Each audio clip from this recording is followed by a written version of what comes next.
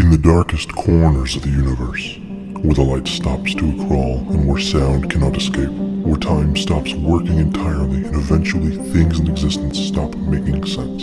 Chaos is an inevitable force on our world and our lives, so we've made great efforts to contain it within this space for only an hour a week. This is the Chaos Continuum. Begun to dislike about this argument, if they're making you pay for it, it's like, then just don't buy it. You don't need to have it.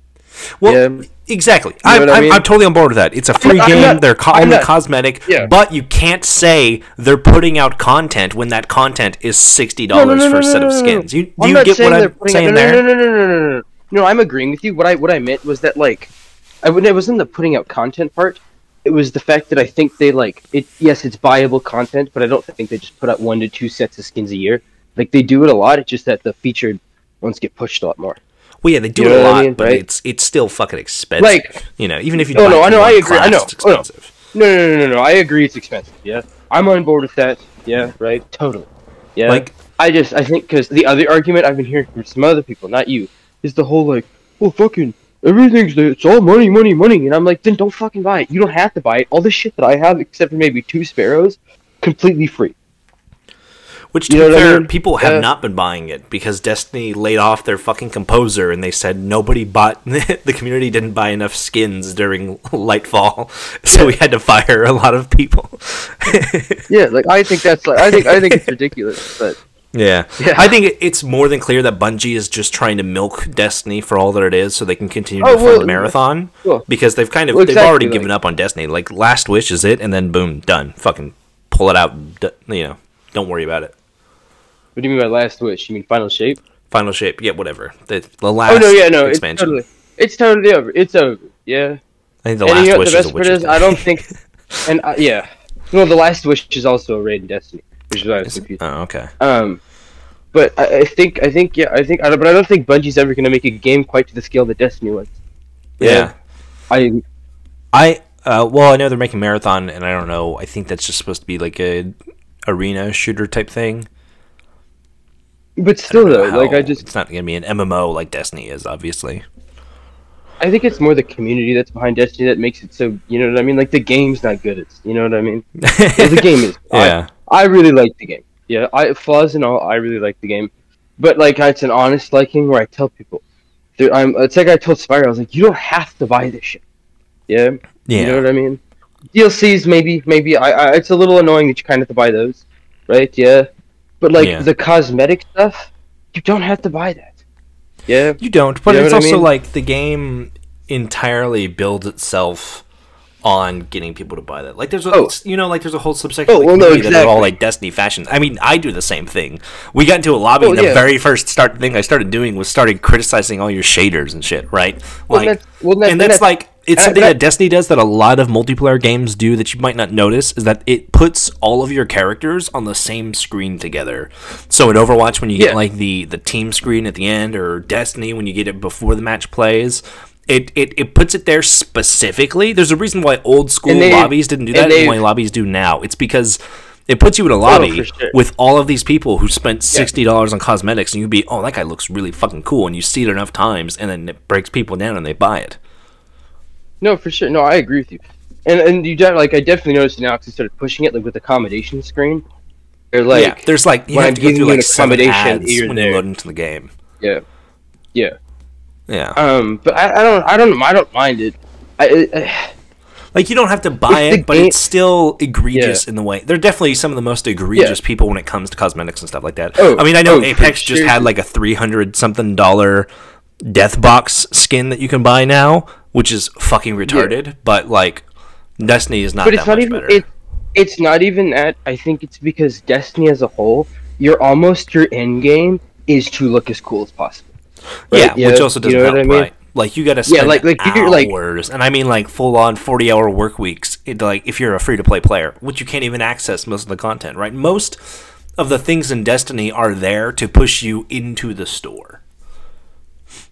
Sort of. I'd agree that there's a, like, you can do your crucibles, you can do your gambits, you can do your strikes, you can do a lot of that stuff for free, right? Nightfalls are iffy because you need to buy the DLCs to use some of the maps, which I think is really fucking stupid. Well, yeah, but that's what I mean. There's a good chunk of content that's locked behind all the expansions, right? Yeah, and compared to most free-to-play games, Destiny locks off a lot of content behind a paywall than other free-to-play titles, right? Like Apex or Overwatch or Warzone or anything that's when I tell people, I'm like, well, should I buy the DLC? And I'm like, you kind of have to commit to it if you're going to buy it. You know what I mean, right? And which, at that point, if I'm buying a full-priced game as well, having the $60 cosmetics on top of that is even worse, in my opinion. That's, again, why I tell people, then just don't buy the cosmetics. Right, yeah? You know what I mean? And I think that's... I get the frustration, right? Yeah, but I think it's the whole thing of, if you don't like it, don't fucking play it.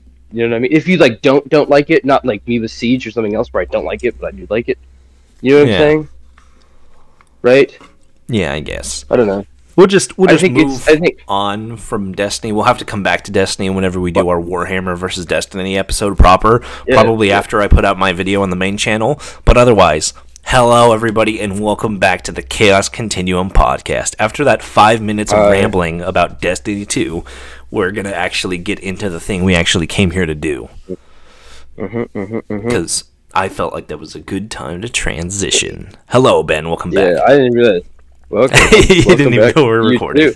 I didn't realize it was recording. I wasn't even done. I was ready to get a little pissed off with other players. Every time we get into the call, there's a certain point where if we're talking for a certain amount of time and we don't start like getting into it, I just start recording and I'm like, fuck it, we'll figure out where we're going from here. True. So welcome back for another episode of An Idiot's Guide. Hello.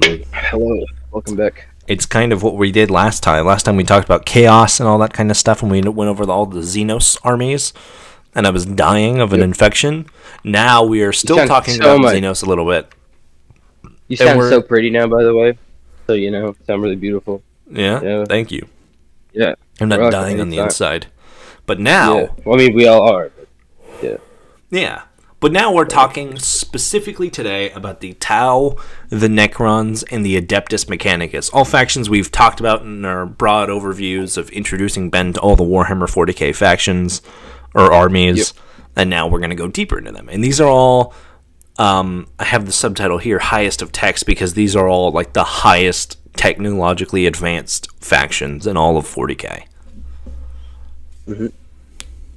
So I'm feeling good. Are you excited, Ben? I am very much. So. You voted for these three, so I hope you're excited. No, you're interested. Did I talk about on the podcast about like my little niche when it comes to this stuff? Like on our last episode?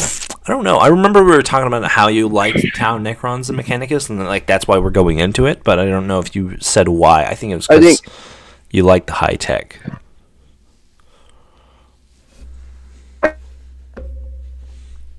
Hello? It's not even the high tech. I just like. Okay. Hello, can you hear me? Yeah, I can hear you. Went to the warp for a little bit. Yeah, you're here though. My bad. Yeah. Whew. I think the Adeptus Mechanicus because I really like space wizards. Yeah, but like technical space wizards. You know what I mean? Like Gandalf if he was in Cyberpunk. Yeah, That's a crazy image in my head. It goes hard. That honestly goes hard. Gandalf's got a Glock, you shall not pass. Bang bang, motherfucker. Wake the fuck up, Frodo. We got a ring to burn. It introduces Gandalf the White. He just got some powder on his fucking nose. And he's like, I'm Gandalf the White, motherfucker. Yeah. Yeah. I like the Necrons. God, who was I compared the Necrons to somebody last time, didn't I? The Reapers from Mass Effect. Yeah, I really love that shit. But it's like different. I mean, I like the idea these robots are waking up that like once like owned the galaxy. Yeah. Coming back. And I don't even think. Do we know how powerful they are, like to a full extent yet? We know that Necrons are the strongest technological force in 40k. Like their technology is unparalleled. Obviously, it's 60 million years older than anything else in the galaxy, so they've got a bit of a leg up. But they're really good as far as like teleporting goes, and even like they have ways to combat like demons and stuff. Their technology is so good, right? Yeah, and I think I'm super hyped for that, and I think I love the Tau because it feels like the Tau is something different. Yeah. Yeah, they're very unique, especially within Warhammer. Yeah. Like, they're kind of an Eastern faction in Warhammer, which is all mostly Western kind of ideals, and it's kind of like Dark Souls to me, where Dark Souls is an Eastern game, but it's made with, like, Western history in mind, right? Where it's all knights, but they're all knights in anime kind of styles. Yeah, and I think I like, it's not necessarily the design of the Tau that I like. I've never been a fan of that, like, sleekness. You know what I mean? I like the rugged edginess kind of them. But yeah, they're not round. Like, they're like sharp kind of boxes. Yeah. Well, it's like the other, like, I like the Adeptus Mechanicus. Oh my god, I actually said it that time. Yeah, usually I fucked it up. Because it's like I said, it's kind of like that rigid kind of space wizard shit. Yeah. Dealing with Necrons, like that rigid robot. But I like the Tau because it's something different. They're different kinds of. It's a different kind of group. Yeah, right? Well, so, I don't know. I'm super fucking hyped about it. We'll get into this. Basically, what we're doing today is I'm going to give you an overview of these factions, then we're going to go into their history, and then kind of some of the more notable things, like their encounters with the Imperium and certain feats that they're known for across the galaxy, right? And speaking of the Tau, our favorite space communists, they're first. Oh, they're communists? Yeah, they're like everyone worked together for the greater good. Nah. They're now my least favorite if they're communists. Fuck that shit. Yeah, I don't know if they're technically communists, but I know that, like, that's kind of like the meme is that they're just communist weebs. Yeah, but yeah, they're big with sniper rifles or railguns, more specifically. And I wasn't here for this because I don't play a whole lot of Warhammer 40k tabletop wise. It's kind of rare. You kind of spend like 90% of your time doing everything else and 10% of your time actually playing the game.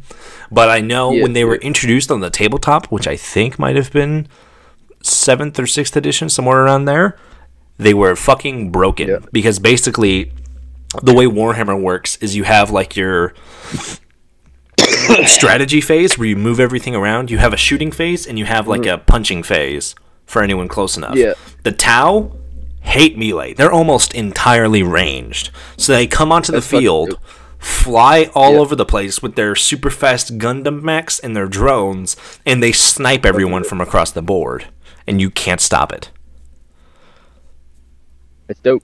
They're also really reflective of their lore in the tabletop, which is, it's always a neat thing to see when that happens. Yeah. I fuck with it. I like it. Okay.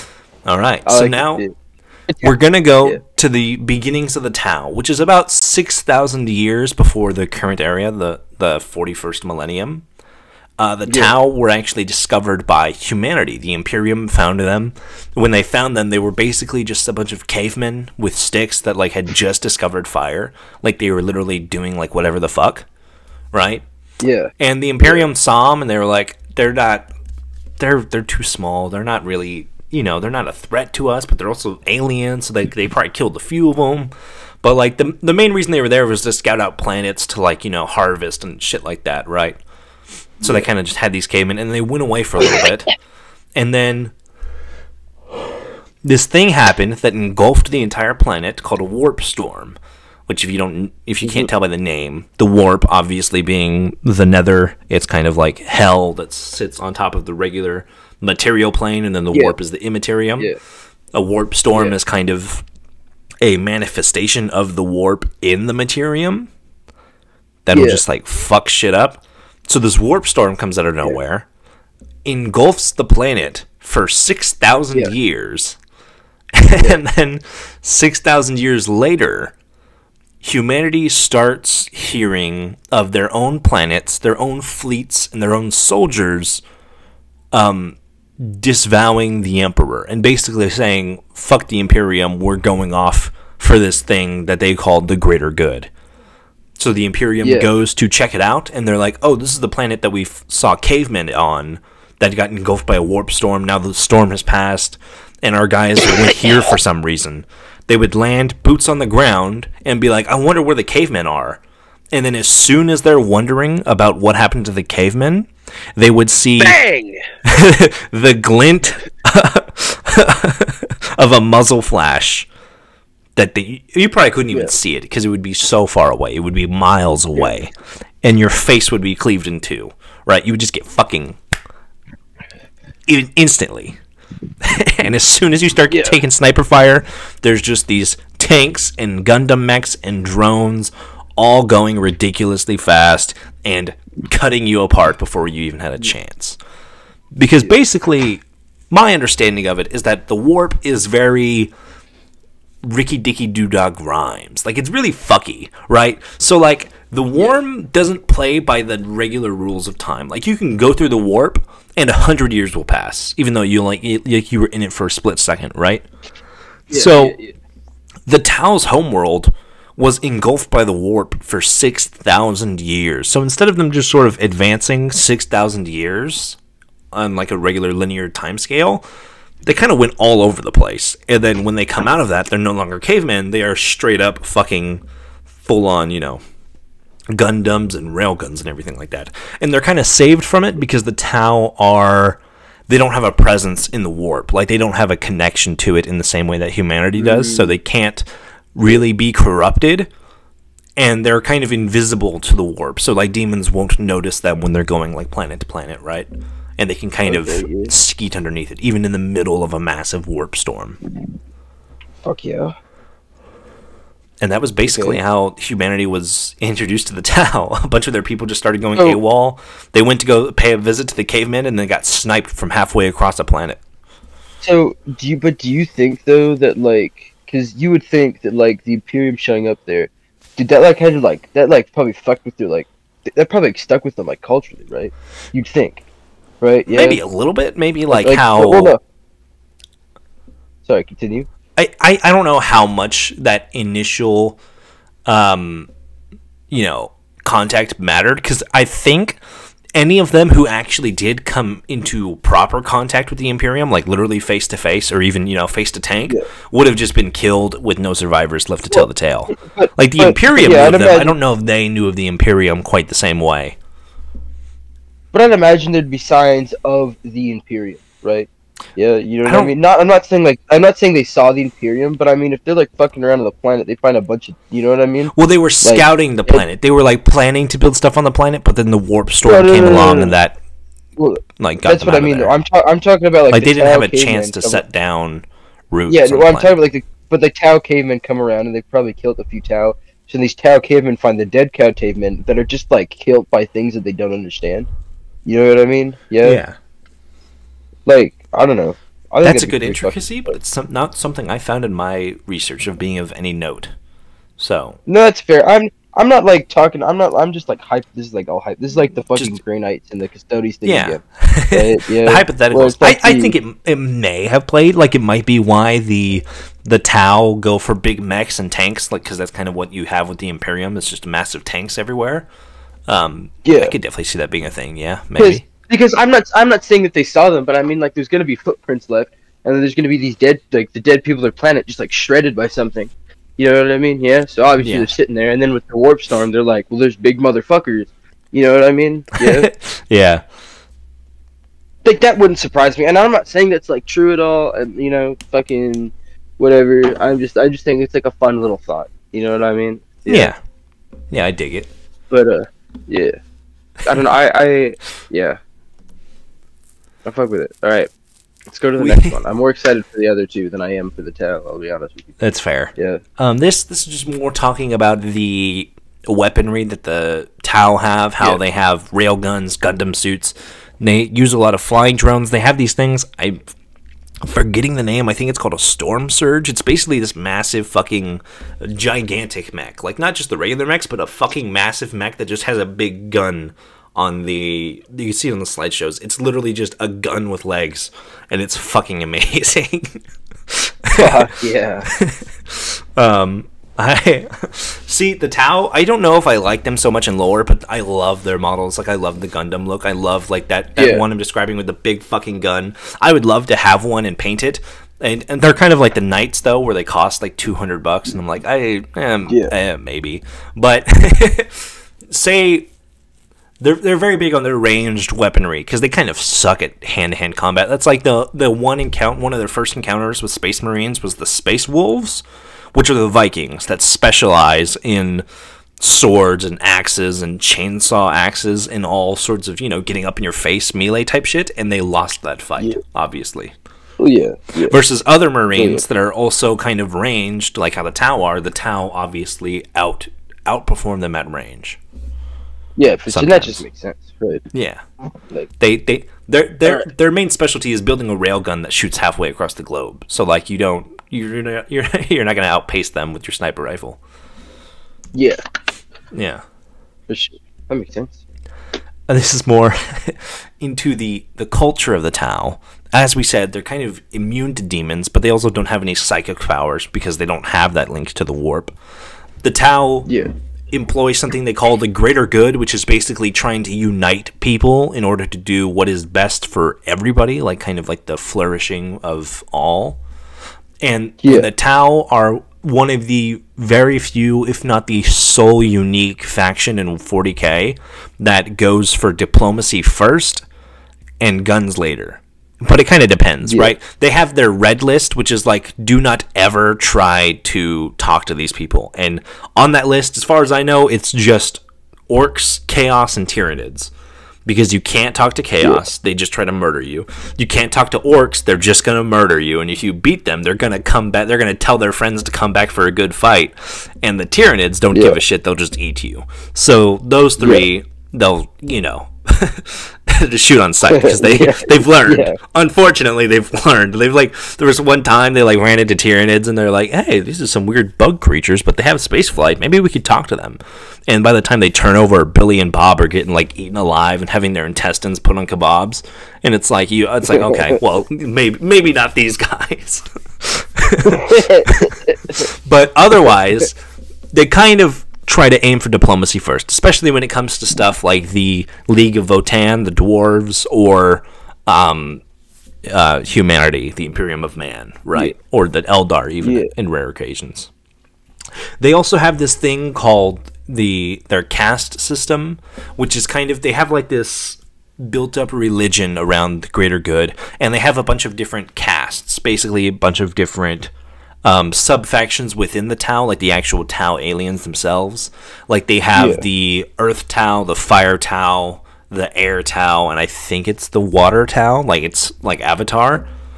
And basically each caste of the Tau are meant to do different things within their thing, like within their faction.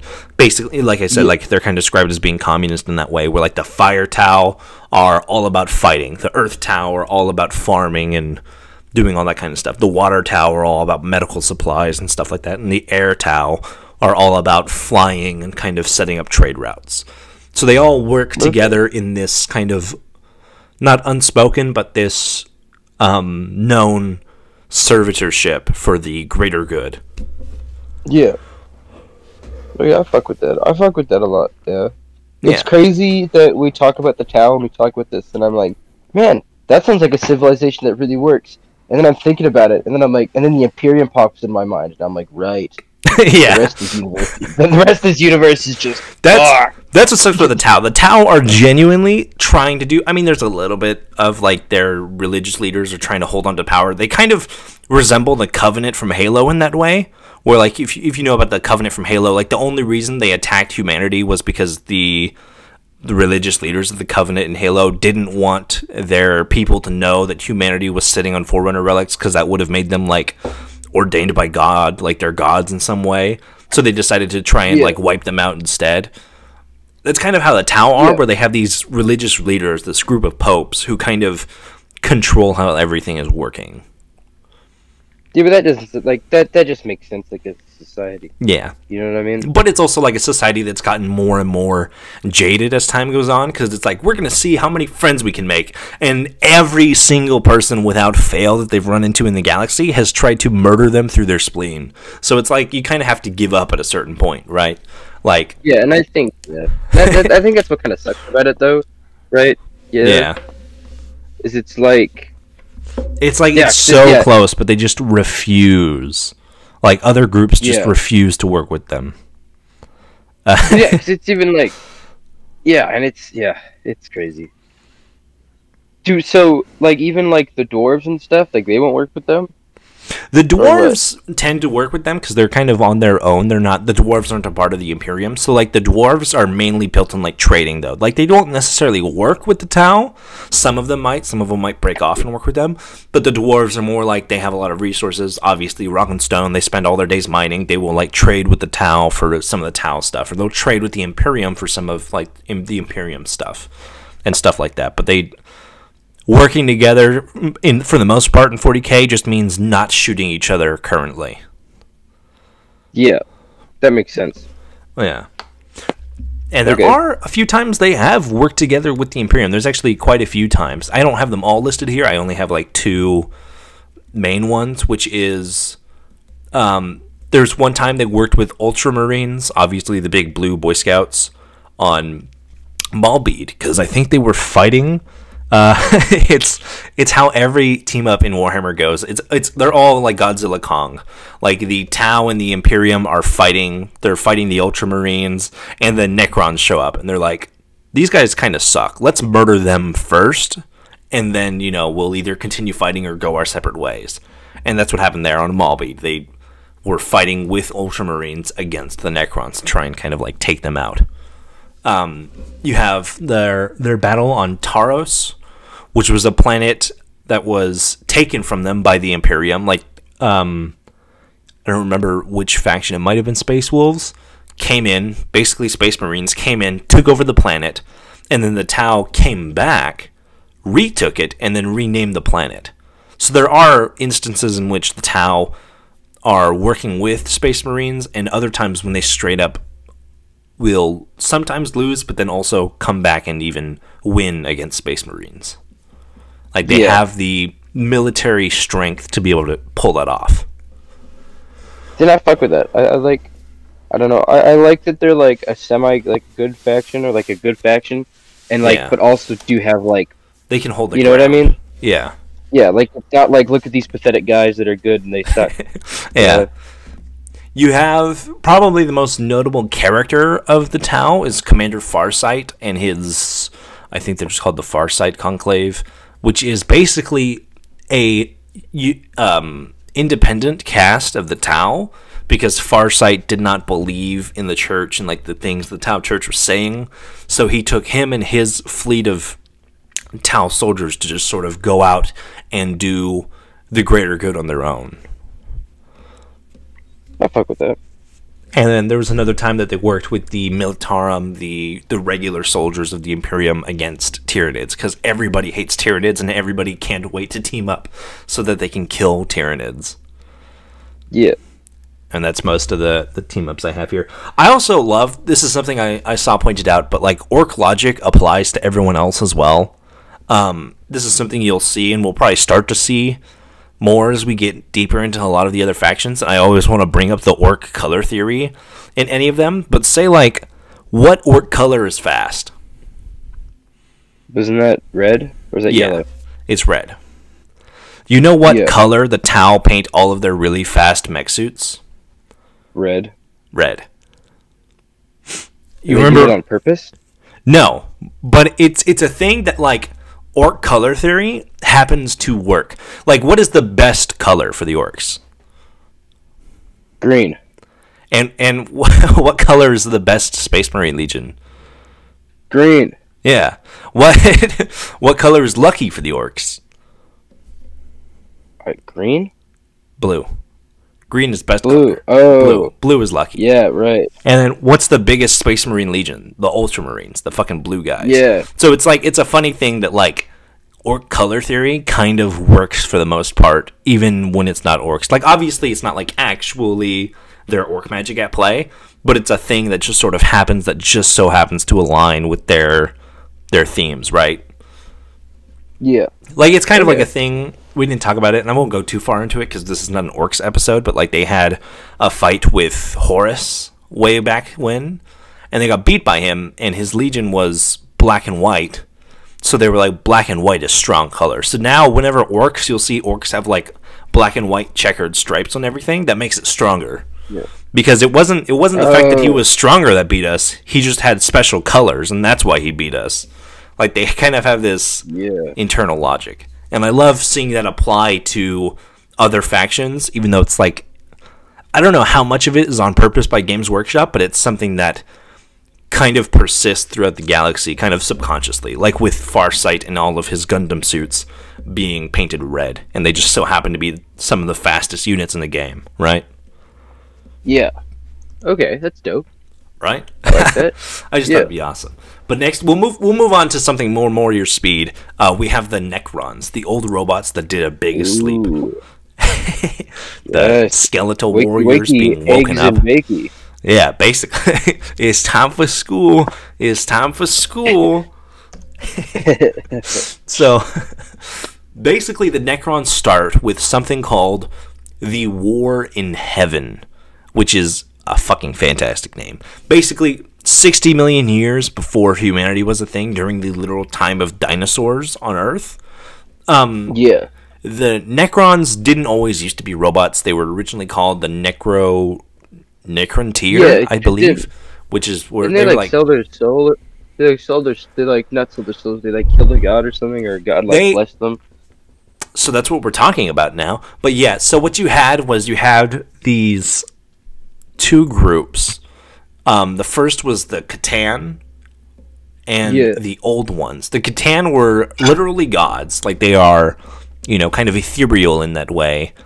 And the Old Ones were basically the first sentient species in the galaxy that we know of. They were like the Prometheans, basically. Yeah. And the Catan and the Old Ones were constantly fighting. The Catan kind of despised the Old Ones, and they came to the Necrons, the Necrotyr, who had a very short lifespan. They would live for literally a few years, and they would die off like fucking rabbits. So they basically came to the Necrons, and they promised them eternal life.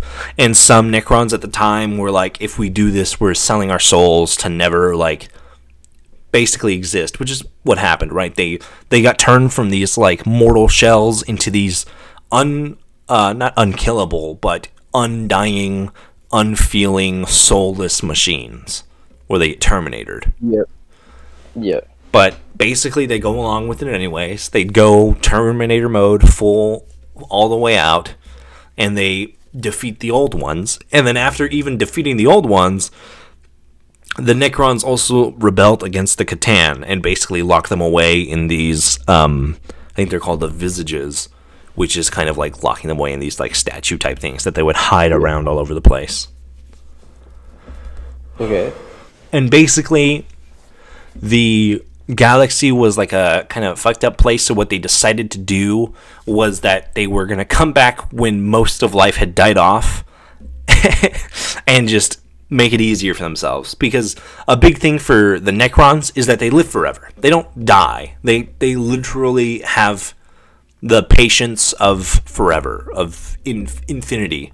So they were like, we could go throughout the galaxy and slowly take everything over and wipe it out bit by bit by bit, but also we can wait 60 million years for everything to die and then just come back when everything is dead. Which is basically what they decided to do. They set up these tomb worlds where... I'm back. Hello? Sorry. Oh. Keep going. They set up these tomb worlds where billions of Necrons at a time would be kind of put into stasis in these pyramids that are kind of without time. They're labyrinths that are bigger on the inside. They have all this time and space distortion type shit. They also have... Obviously, they don't have souls. They have no presence in the warp. They're kind of like a blank space in the warp. And this is something that he also got from the Catan, which was that they despised the warp in a way, and they had started to create these nodes on different planets that literally closed off the warp and the immaterium entirely. They were almost successful until they turned on the Catan and everything like that. And those nodes are the same ones that were destroyed when one of the demon Primarchs invaded Cadia and split the galaxy in half. They split it in half by destroying the nodes that the Catan and Necrons had made 60 million years prior. Yeah. But basically, they defeat the Old Ones, they turn on the Catan, They all go big sleep, and then they plan to wake up around 30,000 years in the 30th millennium, right? Yep. Okay. And then they kind of started to do that. Around 30,000 years, a few of them would wake up. Because obviously, things are not perfect. Some things get fucked off, right? Like, if you have a timer that's set to go for 60 million years, and every year it's off by 0.005 seconds, after eventually 60 million years, it adds up, and you're off by like 5,000 years, or 500 years, or 5 million years, right? And that's kind of what happened with the Necrons. As well as some worlds just not making it. Some of their tomb worlds would get eaten by a sun or a black hole, or be the war front for the Horus Heresy, or a different Space Marine battle, or the Orcs, or something like that, and they would get kind of destroyed before they even had a chance to wake up, right? Yeah. So you have a few Necrons kind of showing up, and they were kind of... How do you explain this? They kind of had like a network, like Skynet, that would connect them all when they were one big empire. But after they went to sleep and they were all kind of waking up at random times, it really, really fucked with that network. So instead of all working in tandem and all working kind of together, they were all disorganized and disconnected. And like, say, one tomb world would wake up and it would have no knowledge of anything outside of itself. So they would have to physically go out and try and either wake up other tomb worlds, or they would think that they're the only ones left and they're going to try and restore the Necron Empire all on their own, you know? Yeah. And that's kind of how they started going. And the Necrons, obviously, they have really, really intense, powerful technology, so they could kind of just teleport and go wherever. Like, they would just start showing up after they would wake up. Like, they would just show up in the middle of a city and just start shooting people. There was a few Necrons that showed up on Terra, on Earth, and they have no presence in the warp or whatever, so nobody noticed right away. Until, like, there's a few Necrons just walking around the halls of Holy Terra, and a Custodes looked over and he was like, "Oh, you're not supposed to be here." Obviously, they didn't last very long, but the fact that they could just teleport basically anywhere and just show up, because they don't teleport through the warp like other things do, right? So it's not like they get noticed by demons or they get noticed. They just teleport, like, through their own technology. So it's almost completely untraceable. So they would just show up at random places and fuck shit up. That's kind of how Trazen, who we'll talk about later, kind of just shows up and steals shit, right? Yeah. And, that's like the collector guy, right? Yeah, he's the kleptomaniac. But you have all these Necrons, and like, some of the worlds are fending for themselves. Other ones are kind of getting connected. Stuff with the Silent King, we'll also talk about him in a few minutes here. All of the Necrons are completely soulless. Most of them are not autonomous at all. They all kind of work, not necessarily in a hive mind, but as like a connected unit, you know, just like one big computer, one server. Kind of like the Geth? Kind of, yeah. A little bit, yeah.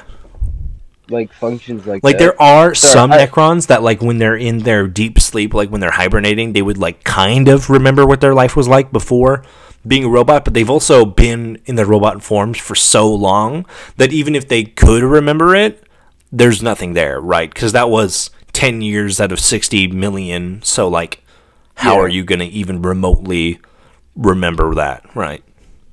Yeah, no, I agree.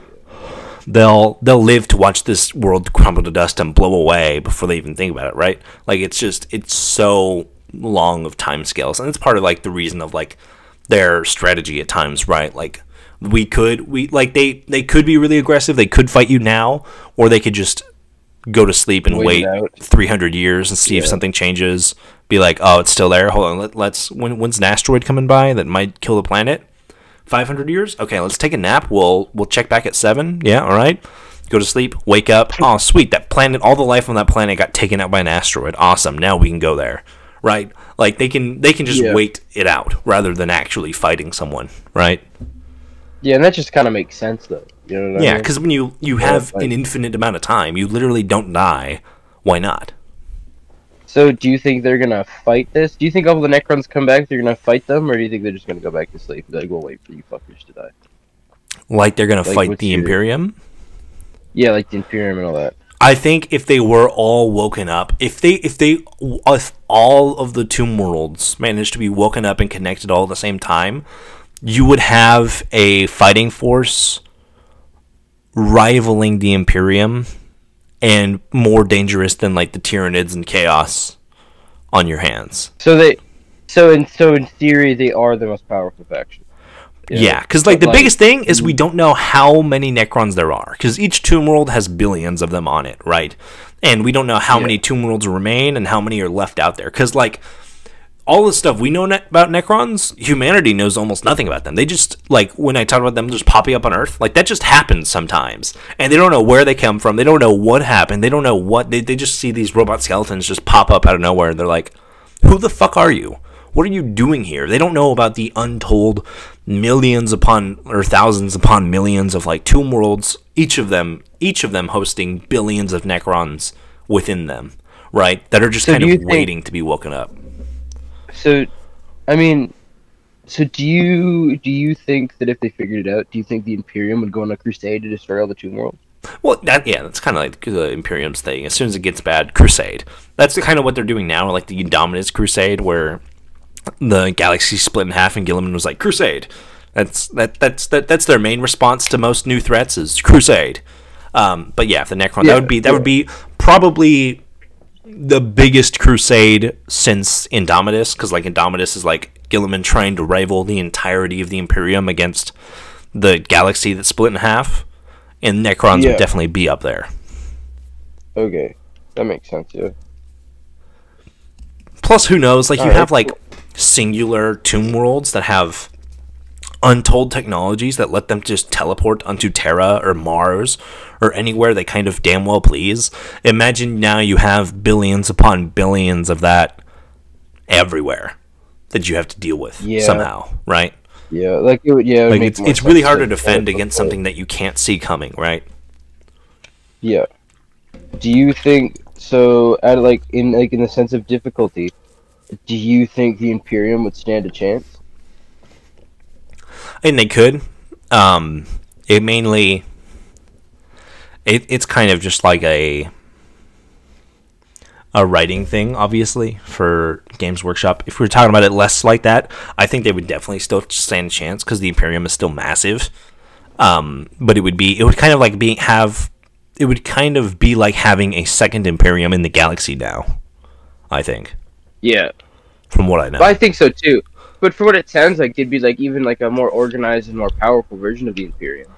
Yeah, because they can fucking teleport, and they're just like soulless. They're machine. You know what I mean? Maybe. Yeah. The biggest question is how they would fight. Because like, would they even try to waste the resources to fight the Imperium, or would they just hide out for a few million years and see how things go? But like once like the Space Marines caught wind of that, they'd go looking, right? Yeah. They might, but the Necrons hide within tombs that are bigger on the inside, and time doesn't work right inside of them. They could literally be anywhere. Yeah. Like, you could have a shed in your backyard and be like, "There's no Necrons here," and then you open the door and it's fucking millions of skeleton robots start popping out. That would be fucking. I don't know how I feel about that. If I'm just like casually chilling on my farm, I have it on my shed, and and it's like a clown car. Yeah, you're like out in the middle of nowhere on some backwater planet, fucking farming. You have a literal plow. You're like going layer by layer by layer. You look up and you're like, I don't know has that barn always been there? I feel like I'm seeing shit. And you like see the barn doors open, and literally a conga line of robot skeletons just comes out and doesn't stop. Like, you sit there, you're like recording it, you're uploading it to TikTok, and for hours it doesn't stop. Just more and more robot skeletons just keep walking out and out and out and out. And you're like, how fucking big is this barn? Right? Like, it's just incomprehensible how many of them there might be out there, and how how able they are to hide. So has no other like faction discovered the Tomb World yet? Some of them will come across it, say like when the Imperium is colonizing new worlds or whatever. There are some Tomb Worlds that will have entire cities right on top of them, and they won't know the Tomb World or like the tomb is there. So it's like just randomly one day a door opens up somewhere and hundreds of thousands of Necrons just start coming out, flooding into the streets. That's got to be like a little horrifying. You know what I mean? Yeah, it kind of is. Yeah, just having these infinitely strong. They also have this thing. I think we went past it. The necrodermis, which is the specific type of metal that they're made out of. It's called like a living metal, and it kind of works like fuck, I had something for this. Like nanites? Like nanotechnology? It's not nano, but it's like it's called living metal because basically you could blow a hole in a Necron and the hole will repair itself. So it's like repairing. They're like living beings, except they're just fucking machines. Yeah, kind of. It's not like that. It's necessarily repairing itself. It's like it's almost a liquid the way the metal behaves, right? But it's still metal. I was trying to think of an example, but I forgot of like the specific comic book character I was going to reference. But yeah, basically where it's like it's kind of got these really weird properties that make them really hard to fight. Okay, that makes sense. Yeah. So, what do you think? Rather than literally taking over the whole galaxy at one point, what do you think their biggest triumph is? Actually, can we run it back on that question? Hold on a minute.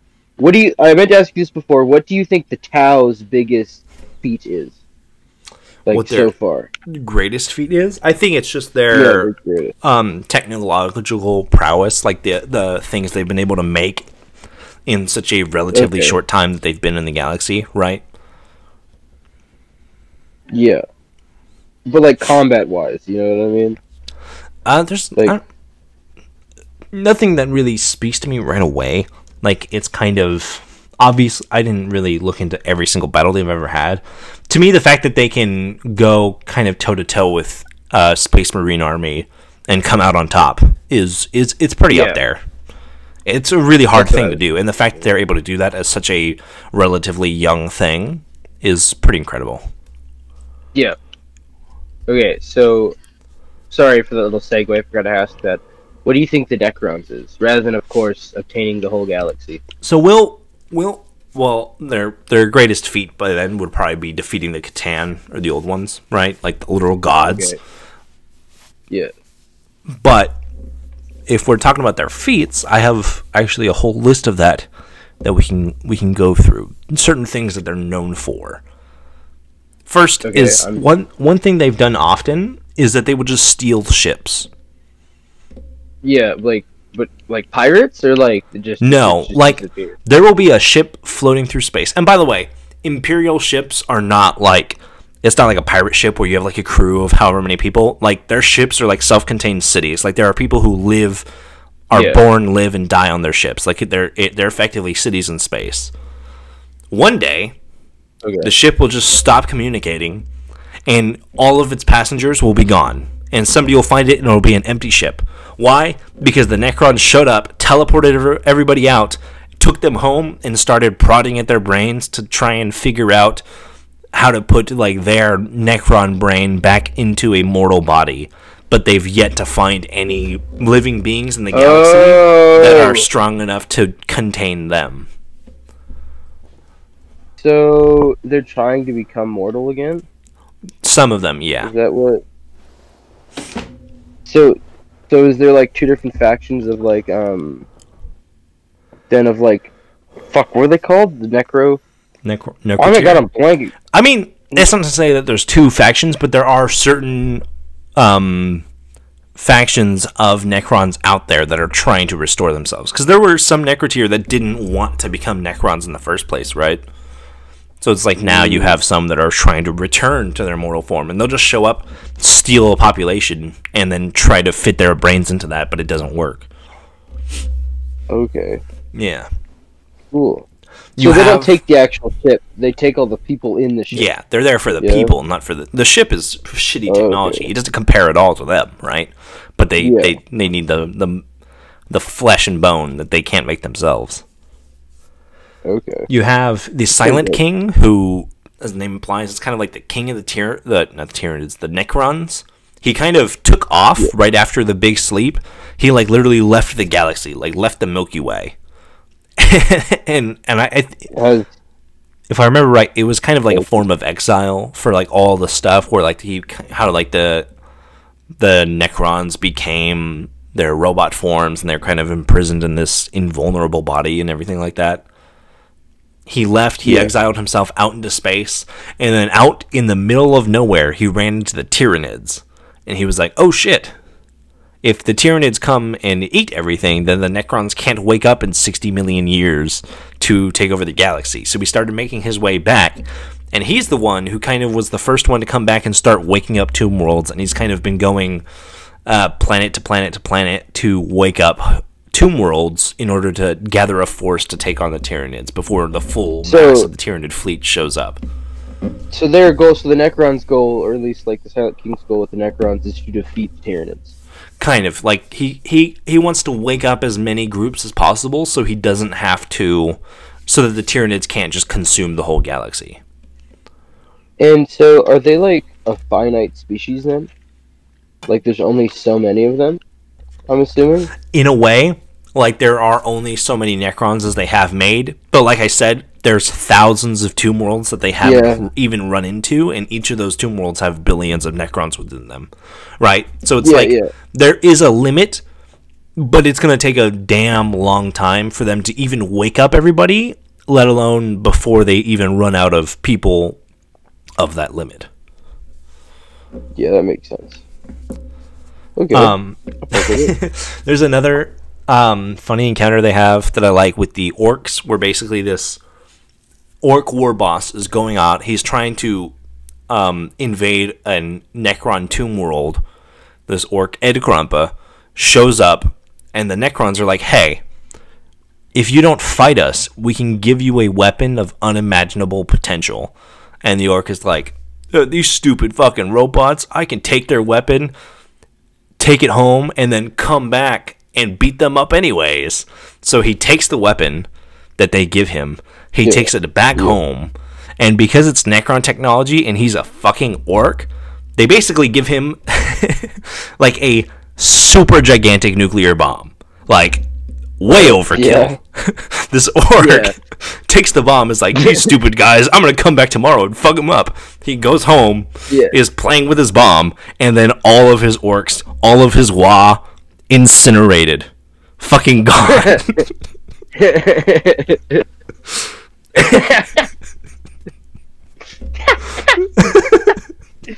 Fucking hell, eh? Fuck. Yeah, so those orcs kind of got really fucked up because they thought they could do it, but they could not. They were not that guy. There's some other stuff, like there's this thing on Mars that the Adeptus Mechanicus refer to as the Dragon of Mars. The Necrons have a different name of it that I'm forgetting.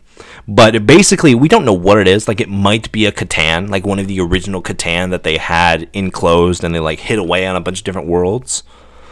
And the strongest theory that I know of it is that it might be a Catan, and it might be the source of the Emperor of Mankind's powers, right? Like, that this Dragon of Mars could have been where the Emperor of Mars and other perpetuals, perpetual basically being a human that just doesn't die. Like, that's why the Emperor of Mankind lived forever. Like, that's why he was Abraham Lincoln and ancient Greek at the same time as living into the 40th millennium, is because he's just this creature that just doesn't die. And it could be that he got his powers from this dragon on Mars. And nobody except for the Adeptus Mechanicus and probably the Emperor himself knew about this dragon on Mars until one day, like with the Terra example, a bunch of Necrons just showed up on Mars. And they just started looking through tunnels. And probably like before, there was probably an Adeptus Mechanicus, a space wizard, going through his books, and he looks up and there's just a bunch of robot skeletons rummaging through like bins trying to look for their old artifact, and they're like, what is happening? What are you doing here? How did you get here without setting off any of our alarms, right? Like, it's really worrying. And I think that was the first time that humanity saw the Necrons in a place they weren't supposed to be, and they were like, okay, these guys are a bigger threat than we thought they were, because they can just show up wherever and we didn't even notice them, right? So then, are the Necrons like a silent species then?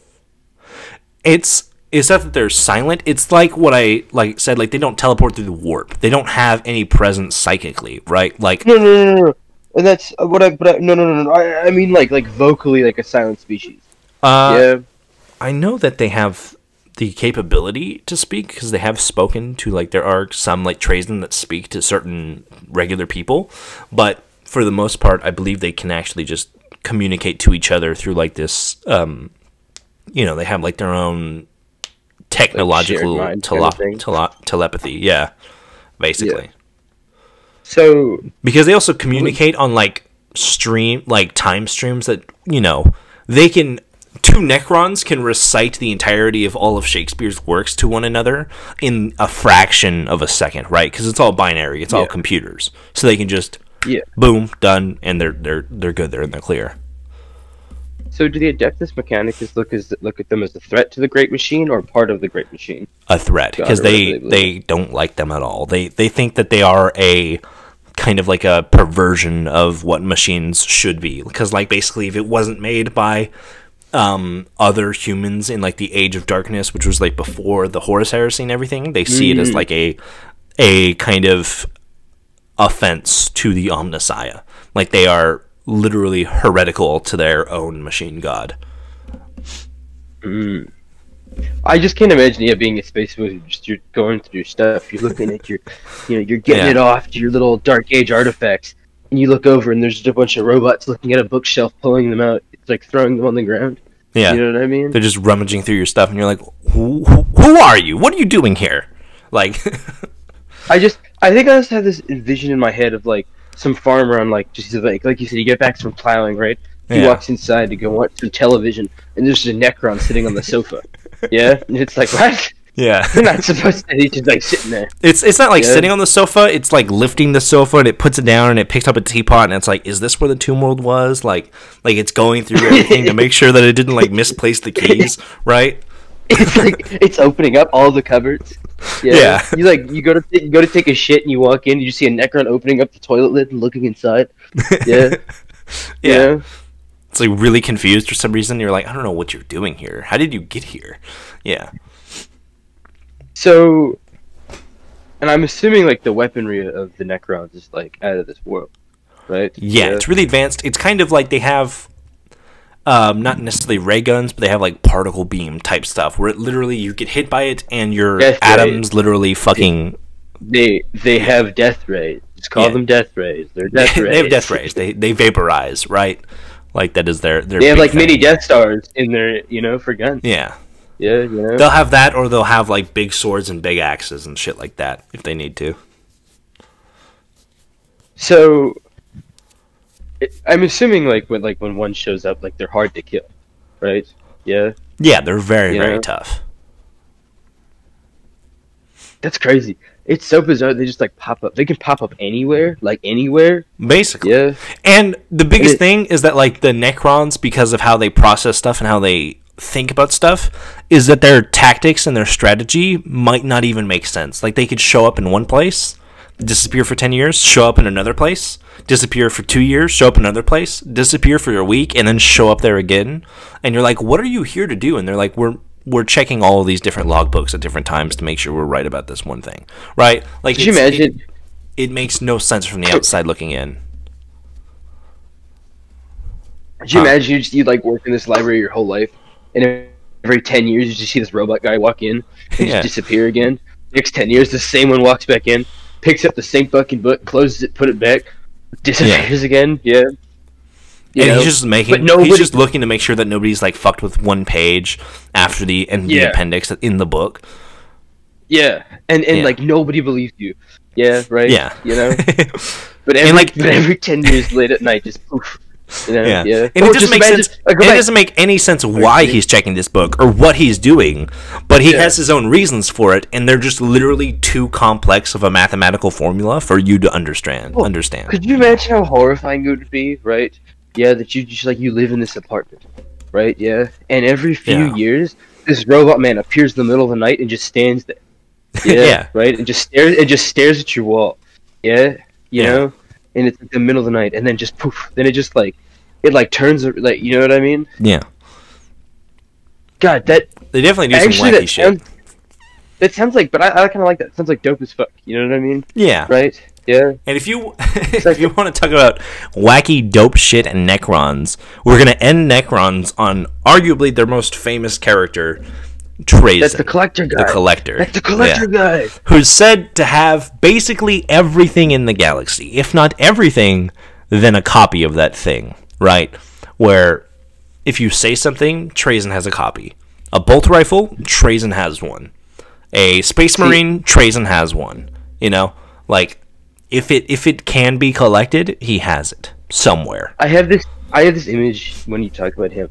This very weirdly specific image, right? Yeah, but you're like eating at a diner. You've got a plastic fork, and you see this big metal robot guy pick up the fork and just disappear with it. You know, so that's not that just, far like, off. Down, grabs the plastic fork and just poof, gone. And you're like, what? That's not that far off. Like, say you're a regular guardsman and you're like fighting in a world. You're fighting against literally whatever. It could be orcs, it could be Tyranids, it could be Tau, it could be Chaos, whatever. You're in the middle of a fight.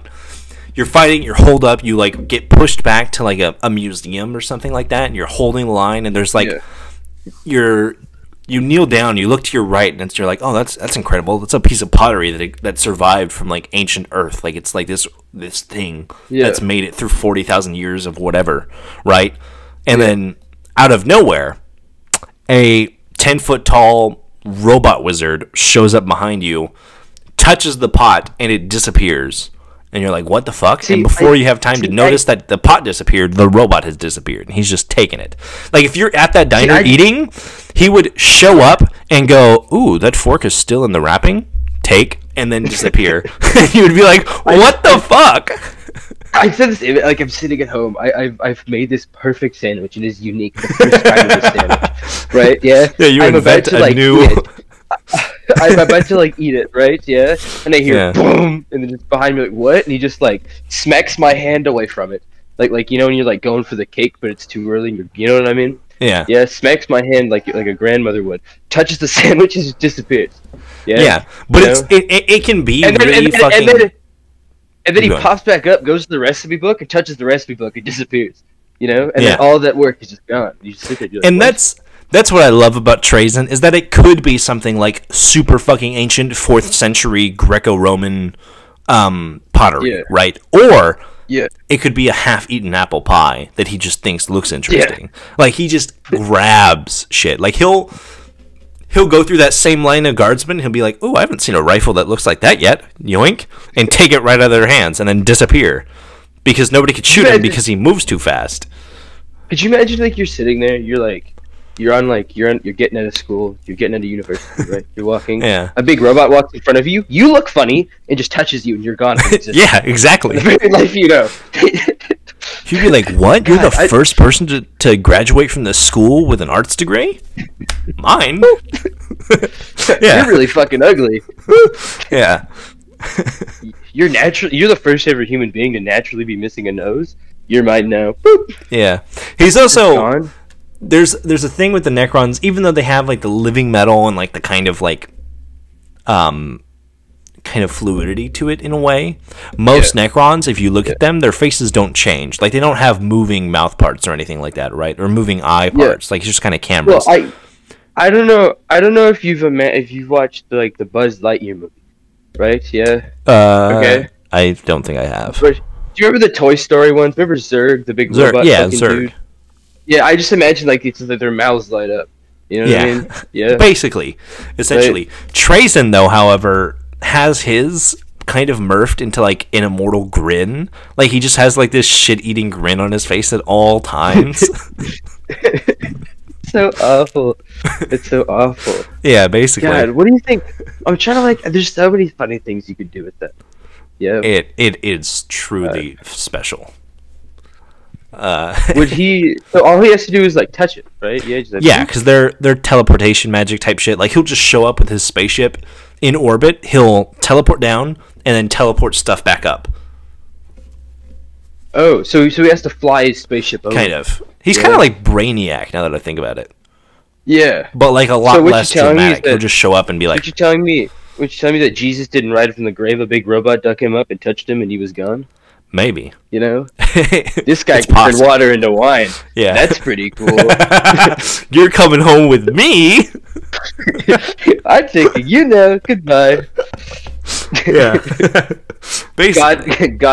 God never. Do you think he's tried to go for the Emperor of Mankind? Oh, for sure. That'd be like a pretty big score. Well, it's said that even stuff that he can't get, like Primarchs and Demon Princes or whatever, like he has a clone of the Emperor somewhere in his collection.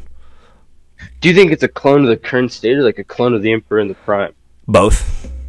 Like, yes, both. He's just got like one. Like, this is when you. If the question is, does Trazen have it? The answer is yes, always. Like that's his whole thing, right? Does he have the copy of Shrek on DVD before the edits were made to it in 2006 or whatever? Yes. He also has the version after the edits, and he has the director's commentary, and he has like the pre-edit, like early version of it. It's like, yes, he has it. God, so he has copies of planets then? Like, does he just have the whole like Milky Way as like a copy? I'm gonna say yeah. Like too big? Because I imagine that he's got everything that Necrons, they make stuff that is bigger on the inside. Yeah, so his ship would be like fucking huge. He's got like a copy of the whole galaxy in there. That's crazy. You think he's got a copy of himself? Probably, yeah. It seems like. I don't know why he wouldn't. Yeah. Yeah. But that's kind of just what it is. It's like, does Trazen have? Yes. Like, it's, you know, like we're talking about the fork wrapped. He has the fork in the plastic wrap, and he has the fork without the plastic wrap. He has the fork with all 4 prongs. He has the fork missing the first prong. He has the fork missing the second prong. He has the fork missing the first and second prong. Like, he has everything. I just had this image of he takes this dirty fork from you, right? Teleports back to your ship. Does an evil laugh and goes, "Finally, my collection is complete." And just puts this fork in a picture frame and walks away. He slowly, like, he shows up at the diner. He slowly takes it away from you. Kind of like, you know that scene in Infinity War where Hulk hands the tacos to Ant-Man? He, like, slowly grabs the fork with, like, his 2 fingers because he's so massive. He just grabs it with 2 fingers, lifts it up, and goes, and then teleports. And you're like, what the fuck just happened? I think I just got robbed by Skeletor. Like... Oh man! So, but then that means that he has some of the most like he has like things from. Then he probably has like the god things you're talking about for the Necrons, right? Yeah. Or does he have things that? Oh, like Catan. Does he only have things that exist now, or does he have like stuff that existed before? He would have a copy. Like he would. I guess he'd have a copy. Is he part of the Necrons, like as a faction, or is he like a very separate thing? He kind of goes off and does his own thing, right? Like he just sort of does. He's like he's not focused on conquering or anything. He just wants to collect, and he is truly kind of. He has that passion as a historian, right? Like there's a scene where him and another Necron, I think it's Orican, is in his collection, like one of his big collection rooms, and he's basically taunting, and it's said that like Orkin really hates that he has like this permanent smile going on because he's just sort of also like talks like a dickbag and everything like that, and it's amazing. It's exactly what I pictured in my head. Like Orkin knows that he can't, like, you're not going to get anything out of Trazen out of like punching him or like trying to beat him or trying to kill him or whatever, so Orkin just starts breaking shit, like throwing pots on the ground and like taking scrolls and snapping them in half. And Trazen, because Necrons are able to basically break down time on such a short scale, he is basically immediately, while he has guards and safeguards all kind of going off to try and like stop this from going on, in his brain at, you know, millitenths of a second is thinking, oh, that's pot from fucking ancient Rome. I think I can replace that. That is one of Shakespeare's originals. I don't think I can replace that. That's Abraham Lincoln. That's going to be really hard to replace. Like, like he's just going through his mind, and he like actually cares about the shit he's collected, and he cares about its importance, like as a historical object. But he also does just take everything. So sorry about that. So what I was thinking, dude, he's okay. So is he like? Is he like aggressive though? Yeah. Not like, really. Like, will he like shoot down into a planet and like kill everybody for something, or is he just kind of like? No, he'll just show up and take it, like kind of from under them. Like he won't bother. Like obviously you'll probably get killed if you're trying to get in the way, but like he doesn't necessarily. He doesn't try and like. But he's not gonna go out of take their way. shit. He's just gonna like. Yeah. Well, he's just gonna show up and take it, and then teleport back up before you have a chance to shoot him, right? But like, let's say that I'm holding the fork. Is he going to kill me because I'm holding the fork, or is he just going to take it out of my hand so I put up no resistance? He's just going to take the fork out of your hand. He might take you with him. You are an accessory to my fork. Yeah. Yeah. Goodbye. Fork and fork holder. Like. So when you say everything, do you think he's got a copy of every living being? Somewhere in his collection, yes. Okay, so he does. Do you think it's more like they have he has an infinite number of pocket collections, like dimensions. Like he can literally make a new, like he's got Pokeballs. Like he just goes around and collects shit in an infinite fourth dimension that you cannot even fathom the size of. So that was my question was: do you think that one of his collections is just the Milky Way as it is? But like exactly how it is, like he's playing Warhammer. Well, the Warhammer universe is happening. Yeah, you know he definitely has a few sets of Warhammer for sure. Yeah, no, but I mean like he's watching like a little galaxy. He's watching. Like he's playing Ender's Game. You know what I mean? Yeah, sort of, right? But he's not controlling it. He's just watching it happen in real time. I don't know if he would fuck with it. He would just have it and be like, yes, this. No. I'm not saying he fucks with it. I'm just saying like he has like this whole universe going exactly the same way it goes, but he could just like watch in his little tomb. Yeah, you know probably. I mean? Yeah, in his little tomb, he has the exact universe with the exact same timeline. Yeah, and he could just like look at it. That's crazy. Yeah, he just has shit. And then he has a little one of him in that universe, and then it's just it's like the car battery episode of Rick and Morty. Like it just goes on. Yeah. It just keeps going on and on and on. Yeah. But they can't time travel, so I'm assuming his collection stops after, Well, yeah, it's like I said. Like when he was having stuff broken, he's like, I can't really replace that one because it's it's so old and it's from like whatever. Like I can't get one like it. No, but I mean like before he was created. Yeah, you know what I mean? Before was created, like. Thankfully for him, Necrons were kind of the first. Like the only things that existed before them really was the old ones in the Catan. And I'm assuming he has an old one and a Catan, so he's already set. For sure, yeah, somewhere. And they can't see into the future, right? Like he's like collecting stuff as they come. Yeah. There are some Necrons that can like see into the future. Like one of the ones who made the decision for them to become Necrons could see a version of the future. So he didn't see the future, but he could see a version of it. But no, Trazen is not like that. He just sort of takes shit as it comes up. So then my next question is like, did he go to sleep? Yes. So did he just go on like a collecting spree for like since he was asleep like 60 million years? Yeah, he woke up and he was like, so much shit changed, and he just started like fucking frantically trying to steal some shit. He woke up and it was like Christmas morning for a 5-year-old. Yeah, you know what I mean. He's like skipping down. He's like skipping down the hallways. He's like, it's time.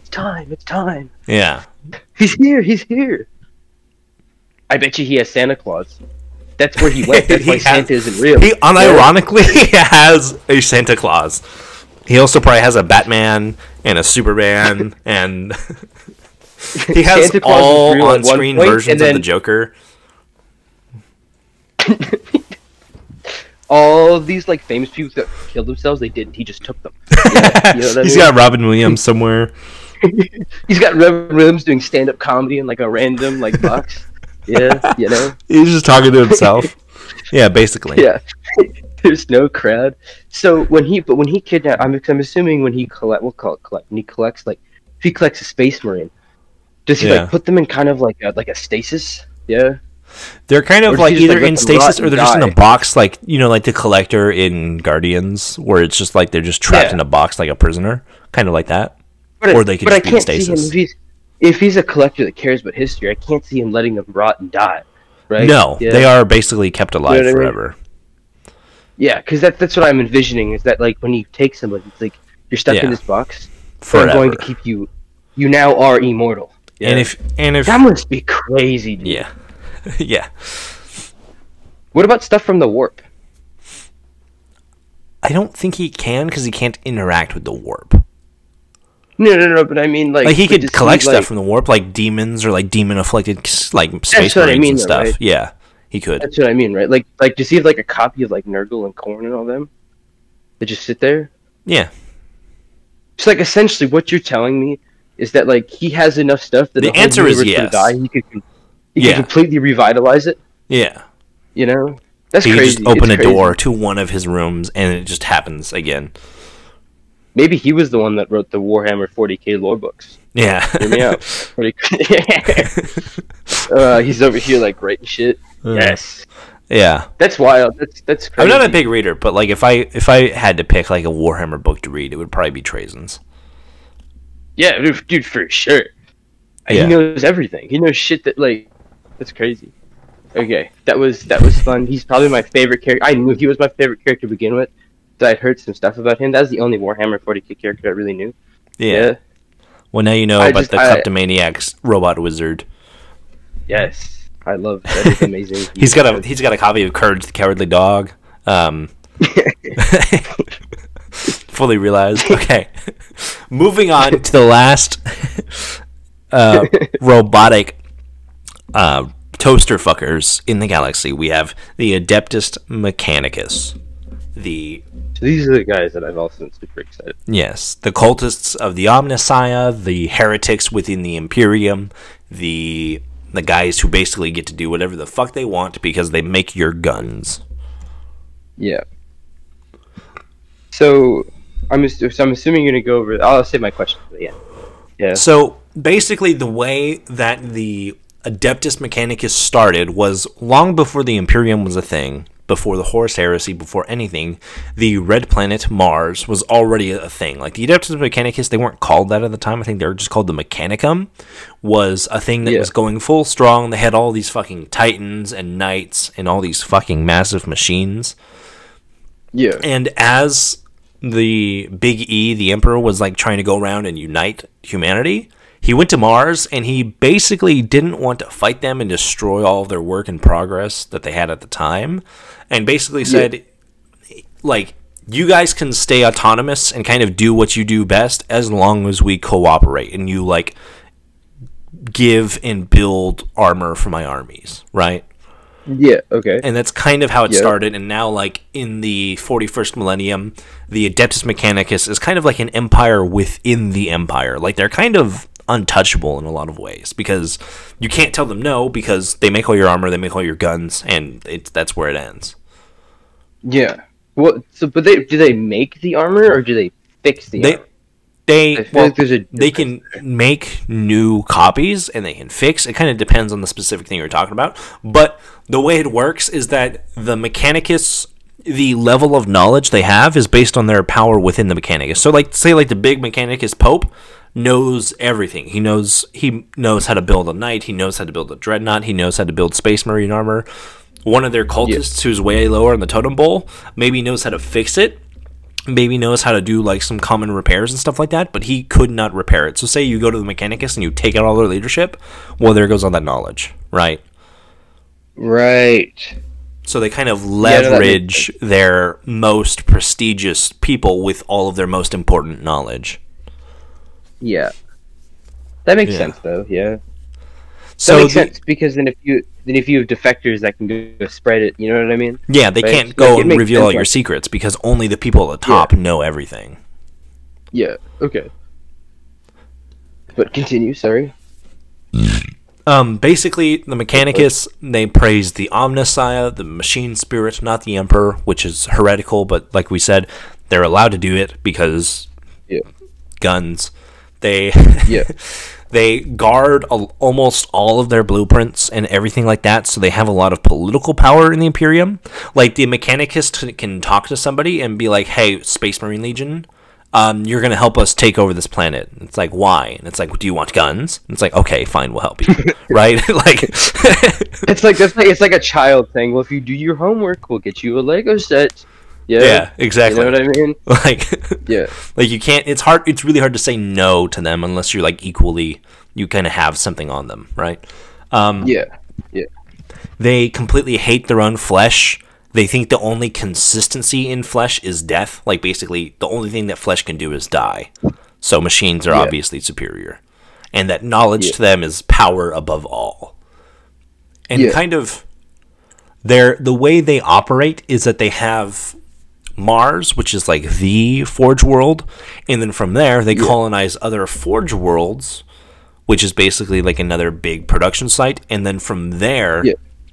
their cult will splinter off into smaller night worlds and stuff like that, and that's where obviously the Imperial Knights and other smaller kind of projects will happen. Okay. And their biggest thing is, although they do have their own weapons, like they will use plasma guns and laser weapons and all like that kind of stuff, the Mechanicum's biggest thing is just using the big-ass robots they make. So they have these big, giant mech suits, they have the... Knights, and then they have, you know, the big fuck off Titans. Like we were talking about, one of the Warlord Mars pattern Titan. I don't know how many of them there are within the 40k universe, if there's just one, but I don't know if I mentioned this to you before. Each unit on the 40k tabletop has a certain point value, right? Yeah. For a game of regular 40k, the biggest it gets is 3,000 points of troops. The Warlord pattern Mars Titan is 3,800 points. Jesus. So basically, their strongest Titan is almost a third more powerful than like a Space Marine chapter. If a Space Marine chapter would be like 3,000 points of units, right? If you kind of want to play it through that way, like they're... Because how tall is this thing? Like lore-wise? Big. Yeah. So basically, Titans... Skyscrapers? Titans are so large that they build cathedrals on their backs. Oh my god, I've seen images of those. I know what you're talking about. Yeah, that's what that is. I've seen one dude build one of the Titans to scale in miniatures. And basically, if you build it to scale to miniatures, I'll pull up one of my Space Marines once again. This is how big a Space Marine is, right? It's on a 28mm base. It's about 2 inches tall. 3 if you count like the sword and stuff.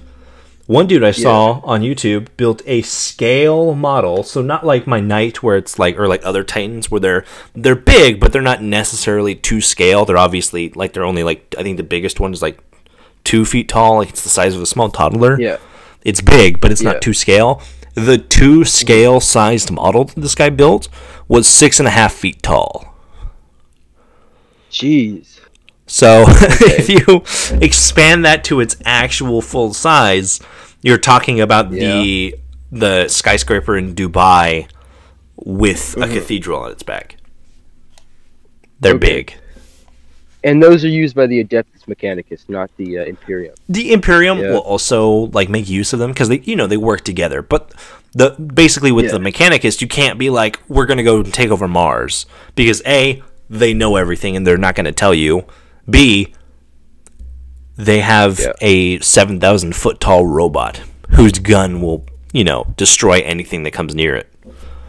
Yeah. So is when the Adeptus... how did the machine god thing start? That's not something that's really answered to my knowledge. It's kind of like the Mechanicum were a thing during the Age of Strife, so it's kind of like they kind of devolved from being these guys that were inventing all of this power armor and spaceships and stuff like that. And during the dark ages of humanity, they lost a lot of that knowledge. So in order to hold on to that knowledge, they kind of made this cult based around knowledge and the machine spirit to keep them going. It's kind of like the concept of...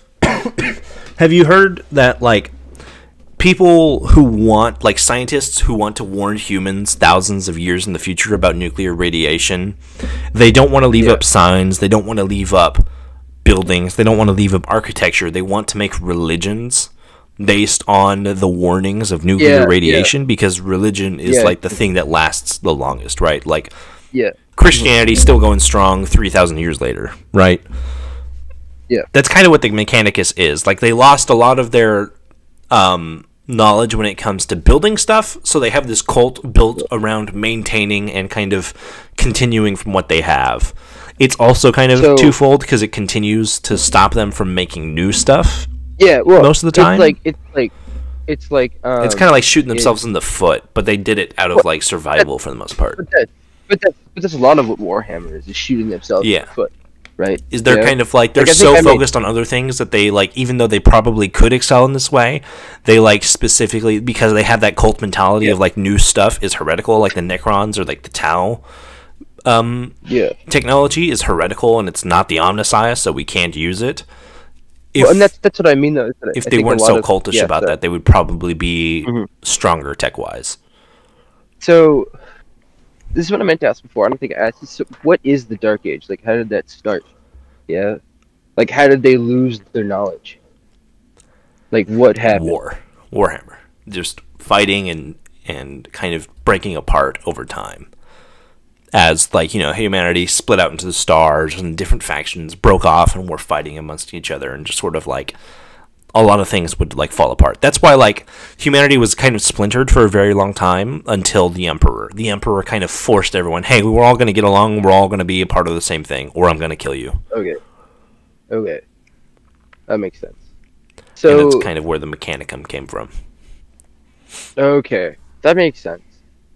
Man, they're like a cool faction, but I think what I like about it, and this is what we talked before, like what I like about a lot of Warhammer is a lot of the factions, not all of them, but a lot of them seems like they, at some point or another, they've shot themselves in the foot or continue to shoot themselves in the foot. Yeah. Right? Yeah.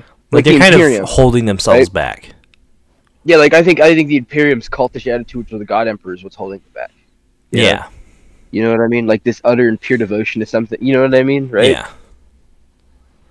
Or like the fucking racist, like being racist towards aliens. Like I think because their goal is to conquer if they worked with like the Tau and like the League of Votan, their goal is to uphold the Emperor's wishes, which was to basically kill the Xenos, the heretic, and the demon. Yeah, and if they would let go of that, then I think that the Imperium would prosper. Yeah, right. You know what I mean? And I think, and it's like the Mechanicus shooting themselves in the foot. I'd like to see that kind of happen in the future, because I know they have the things with like Gilliman where he's like, his faith was not necessarily broken, but it was kind of like fucked with after he talked, quote unquote, talked to the Emperor, because the Emperor just like fucking basically called him a bitch. That's the Ultramarine Primarch. He's like the guy that's kind of lead. He's like one of the two Primarchs that are still alive in the 41st millennium, and he's kind of like the guy controlling the Imperium. I would like to see a human faction, not the Imperium, but like a part of the Imperium break off and actually like prosper. That's kind of what the human casts for the Tau are. Like they're kind of like breaking off for like that Tau idea of the greater good, but there's no like bigger faction from the Imperium breaking off and becoming its own thing. And I don't think it's going to happen because like kind of the way the Imperium works is if you're like, hey man, what if we didn't Emperor? You would hear a chainsaw start, and they'd cut you in half there on the spot. Yeah, like. But I just think it'd be a fun, interesting thing to have, like, you know what I mean, right? It would be, yeah. Like a good part of humanity, right? They did have. So this is actually kind of a funny thing, which is like there's a group of Space Marines called the Black Templars, who came out of the Imperial Fists, and they're kind of like their own unique thing. Like they're a sub faction, a successor of one of the main legions, the Imperial Fists. Yeah. And kind of their whole thing for a long time was like, we don't see the God Emperor, like we don't see the God Emperor as a god. Like he's the Emperor, we like follow like his doctrine and stuff like that, but he's not literally a god, right? But it's kind of they kind of got like big switched in the lore, where now every other Space Marine faction is that like the God Emperor isn't like necessarily a god, but he's like still the Emperor. And now the Black Templars kind of got flipped, where they're like the God Emperor is a literal god. He is a being beyond our understanding and our wisdom or anything like that. And now they're like completely fucking into that. Because I enjoy the concept, like with the, if you flip it around, right, where a lot of the other Space Marines that are part of the Imperium believe that the Emperor's like some god, because I think to me that makes sense with the cultish attitude. Yeah. Right. Yeah. I mean, they still have a thing called like the Imperial cult, where they're kind of like they're all indoctrinated into the Imperium, regardless, right? It's just whether or not they actually believe the God Emperor to be a literal deity. I just feel like it makes more sense, like kind of world building wise. And I know I'm trying to make sense of something that doesn't really make sense, but I think the fair. Well, it's like we were just talking about the Mechanicus. Like, the only reason their knowledge is permeated is because they have this cult-like religion around it. Well, and that's what I mean by like having that cult like belief for like even like the Space Marines that are heavy part of the Imperium, right? Yeah, this cult like belief that the God Emperor is a god, right? Because I would like to see like a chunk of human factions, and whether they do their own shit and make their own Space Marines, whatever, that believe that the God Emperor is just an emperor, that he is no god. You know what I mean, right? Like you can still make those humans like dark and ruddy and feel the need to kill the cultish because they can't change. Like you can still make that dark and bad, right? Yeah. You know, like just because they don't believe the God Emperor isn't a god doesn't mean they have to be good people. They can still sit there. They can slaughter human people because they're like, it's like the demon, like how I do is like the Grey Knights thing, right?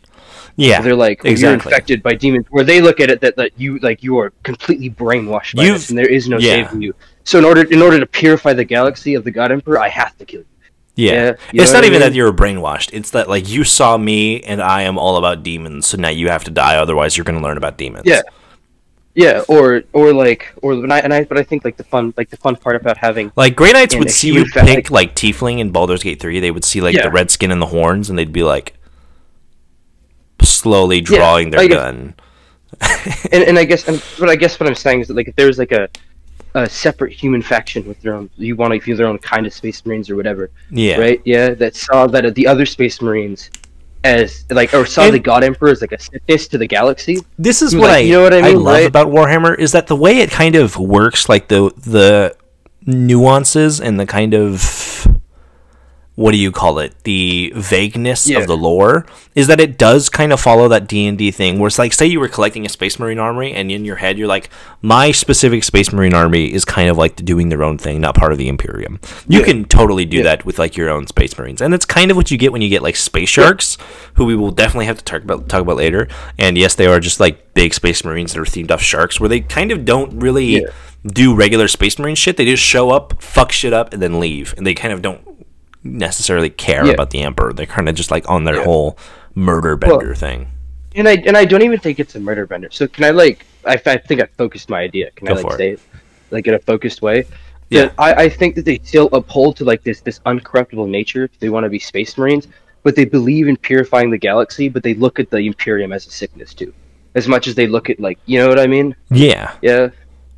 That like they're like killing everything, and I think that'd be fun because they can still be some homicidal maniacs. Yeah, that's definitely a thing. I think there are times, I want to say it was Gilliman who like had, it might have been Vulcan, who kind of like, they have like that thought, but you can't say it right, because like the second you say it, well, now you make the entire Imperium your enemy, right? Well, and that's what I think would be the fun part about having this bigger human faction that maybe work with the Tau and other people.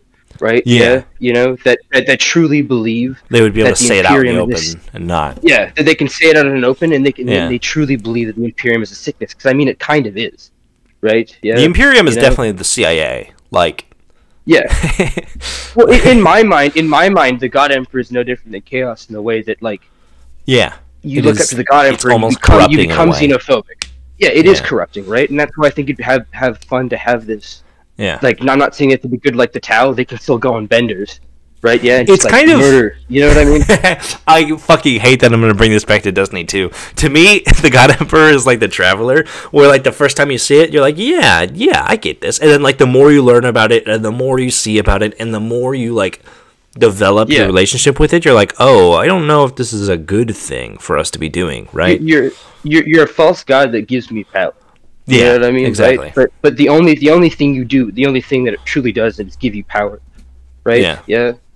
And that's why I don't think Warhammer needs like a good guy faction. I think having a small one like the Tau, that's fun. But I think having an overly big one that, you know what I mean? Yeah. Right? It's a big thing about like the setting. Like it's grimdark. Everything's grim. Yeah. Everything's dark. There's no like hope really. Everyone's kind of a bad guy. It's just a different flavor of evil in different ways. Yeah, and that's why the Tau are not very popular, because a lot of like Warhammer fans were not happy to have like a good guy faction, and that's why they've kind of like turned more evil as time goes on. But But I think it's a good representation of how that universe can jade a good guy faction, which is why it's done incredibly well. Like, even if you were trying to be good, the universe is so unforgiving that you can't try. Yeah, and I think that, like, having that the purist faction who thinks that anybody that is aligned with the Imperium is a disease, because they're still fucking evil. They're still killing civilians. Yeah. You know what I mean, right? Yeah, like, they're still evil people, but it's a different kind of ideology. I'm going off on way different tangents now. We're going to finish up the Mechanicus first before I say this. Sorry. No, it's okay. I was about to start making an anti-police rant. Basically, so if we... this is the last I have of the Adeptus Mechanicus, is basically the different kind of ranks that they have within the Imperium. Outside of, like, the stuff they do on Mars, they are obviously kind of interwoven within the Imperium at large. So say, like, you have Engineers that work with the Militarum, who are kind of just like they're regular engineers, mechanics that kind of just go out with Militarum regiments and they fix their guns, they fix their tanks, they kind of do all that kind of regular stuff. You have the College Titanica and Night Houses. Obviously, we talked about them a little bit. That's basically just the big Titans and the Knights that have... the Titans that have churches on their backs and the Knights that protect worlds, and how those kind of play into the Imperium. You have Tech Marines, which are Astartes Space Marines that are sent to Mars to learn a little bit, and they're kind of semi-inducted into the Adeptus Mechanicus cult before they're given their own servo arms and stuff and sent off back to their Space Marine chapter to kind of serve as the Adeptus Mechanicus mechanic for Space Marines, because you can't send a field medic for their armor. Yeah, like, you can't send a regular Mechanicus with Space Marines, because Space Marines get into such deep shit that you need a Space Marine kitted out with Mechanicus gear to fix up their armor. Yeah, okay, that makes sense. Yeah. You have the Cybernetica, which is how they kind of made a lot of the robots. A lot of them during the Heresy were taken by Chaos, and there was this thing called, like, the Dark Mechanicum, where Mars kind of went through a brief civil war when all of, like, the Horus Heresy was going on.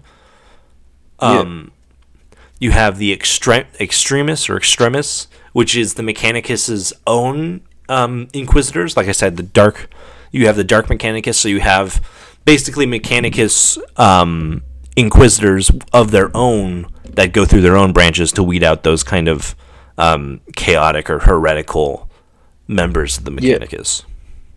Okay. And then also, as well as, like, fixing stuff, the Mechanicus also monitor. They keep books on everything from food to gears to food, gear, different machines, and they even keep, like, copies of, like, Space Marine Gene Seed. So they literally, like, knowledge is power. They have knowledge on everything throughout the Imperium. Like, they know this planet has this biome and it has all these different animals and plants on it. They know this Space Marine Legion has this number of guns and how they work and which models and what condition they're in and whatever. Like, they keep really, really good books on everything because knowledge is power. That's kind of, like, their whole thing. Yeah. You have...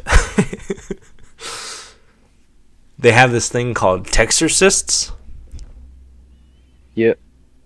Which, I'll let you take a guess what that one does. I would assume that, like, so that they take, like, when a Mechanicus guy, like, dies, they, like, put their brains or some shit in, like, a robot. Yeah. Not quite. The Texorcist is just a tech exorcist. So if any of their... Oh, I don't know why I thought exorcist was reviving. That was on me. That was a dumb fucking moment. Basically, if any of their, like, machine spirits are corrupted, the Texorcist kind of does a prayer and a jig and a dance, and he restores it. They're the ones that walk up to your Honda Civic and, like, tap the hood a few times to get it going. Yeah, when my Honda Civic is making noises it shouldn't make, and they tap it, it starts making the right noises. I'm like, thank you for removing the evil spirits from my machine. Basically. And then you have probably their most dangerous relationship is the Inquisition. Obviously, they have the Extremis, their own kind of Inquisitors internally. And then you have the Inquisition of the Imperium, the regular Inquisitors.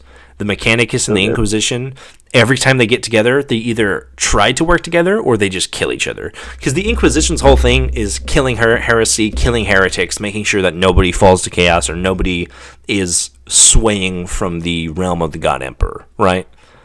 Yeah. The Mechanicus are, by definition, heretical. Like, they don't pray to the Emperor at all. They pray to their own separate god. So the Inquisition, basically, anytime they come in contact with Mechanicus, they can't stop. Like, if they went to, like, a birthday party with them, they'd be standing across the room constantly just staring down the Mechanicus guy and just would not take his eyes off him the entire time. That sounds like a lot of fun. Right? Like, they do not trust the Mechanicus. They don't, like, trust them to stay loyal to, like, the Emperor or like the Imperium in general. Yeah. So they are very, very, very much on thin ice around each other. And it's like either they figure out a way to work together or they just start getting into fights and will sometimes kill each other. Because they just can't trust each other. And that is kind of just... Little Billy's having a birthday and outside you got some fucking Inquisitor and this robot wizard just beating the shit out of each other. Out in the front yard, just like... Your god is fake. Your god is fake. Like, yeah. And that's kind of how they operate from within the Imperium. And that is the end of our Mechanicus for today. Hell yeah. Yes, question. Do we have any idea? I don't really have. I think I figured out a lot of my questions for them. Do we have? I got a general question. Do we have the next 3 that we're going? Do you have any idea what the next 3 are going to be? The next episode? Don't have anything planned. We can definitely do whatever. I think we definitely talk about orcs next time. Orcs, I definitely would love to get into and start digging into the lives of. Yeah, I agree. I'm trying to think. Anybody else? We can get more into if we're talking about orcs, let's talk about the Astra Militarum, because you have like Yarick and like all of that, and I think it'll tie together really nicely. And let's also do the Salamanders, because they're my army, and I think it'd be fun and neat to actually delve into them further than they don't. They get themselves killed for farmers. So, I think Salamanders, Militarum, orcs next time. That'd be fun. Yeah, I think that sounds like a lot of fun. I had a lot of fun with this one. This is this is our longest Warhammer video now, and it's 1 hour and 45 minutes. Jesus, we are cruising. That didn't even feel like 1 hour and 45 minutes. It doesn't feel like a long time when you're having fun. Wow. Yeah. You definitely seem like you like Necrons a lot more. Yeah, I think it's kind of, I think hearing about the fact that you just kind of pop up out of nowhere. You know what I mean, right? Like, there's something that's like really funny about that. Trace adds a lot too, obviously. Oh, he's probably my favorite Warhammer character so far. Because imagine, like, you're sitting at home, you're playing Destiny, and you have, like, the Halo Infinite exclusive, like, Xbox One, right? Yeah. Yeah. You're sitting there, you're playing Destiny. Trazen shows up out of nowhere, he looks down, and he's like, ooh, I haven't seen that before, and he just takes your Xbox. And he just goes. And me. The worst part, he just, like, grabs by the wrist, and he's like, you're coming with me, too. Yeah, and you're just in a box forever, playing nothing but Destiny 2 for literally infinity. That sounds awful. But would I have fast internet? That's the real question. Would I have a good internet?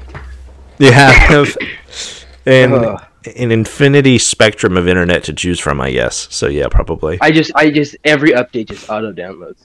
It's like a snap of the finger. Yeah. God, could you imagine how Tracen's looking over your shoulder while you're playing? He's like, "What's the new update?" Because he also kidnapped the entire Bungie staff and has them working on it forever.